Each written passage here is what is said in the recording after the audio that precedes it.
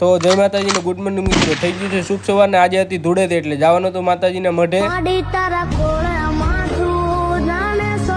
મઠમાં ધૂપ દીવા કરી દર્શન કરીને આવી ગયા પાછા ઘરે. ઘરે આવીને બહાર બેઠા એટલામાં તો મને ગુલાલ વાળો આખો ભરી દીધો. હીરવાને નમ્ય બે આખા કલર વાળા ભરાઈ ગયા હતા ને તો પિચકારી રમતા હતા ને આયા તો ઢાઢાની ઢાંસ ભેગી થઈ આખી. આ બધા ભેગા થઈને નક્કી કર્યું કોઈને મૂકવાનું થતું રંગ લગાને બોલાતા હે મગર જાને કા નહીં.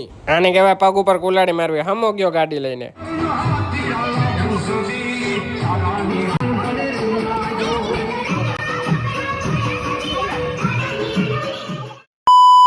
આપણે રંગ લગાડવાનું થતું નથી. હે ઠાकुर, ગામમાં તો કોઈ નથી. गांव में कोई भी नहीं? जी हाँ, पूरा गांव खाली है. कहाँ मर गए सब गांव वाले?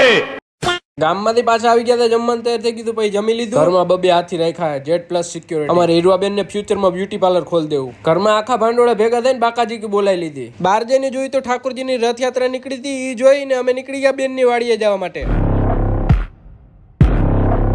મહેમાન થઈને પૂકી ગયા બેનની વાડી અને આ રખોલું કરવા વાળો છે. ઉપાડી ખંભે લાકડીને ખેતરમાં આટો મારી લીધો. ત્રીજી છે ખેતર વ્યૂ. ખેતરમાંથી લીલા ચણા ઉપાડીને હવે તો ભઠ્ઠો કરીને એને હેકવાના છે. અમારી ભાષામાં હેકેલા ચણાને હું કહેવાય કમેન્ટ કરી દેજો ને. પછી મેં હીરવાએ ખાઈ લીધા ચણા. ધીસ ઇઝ દેશી ચણા. ખાઈ ખાઈને ઊંધા વળી ગયા. એ વિડીયોને લાઈક ફોલો કરતા જાજો.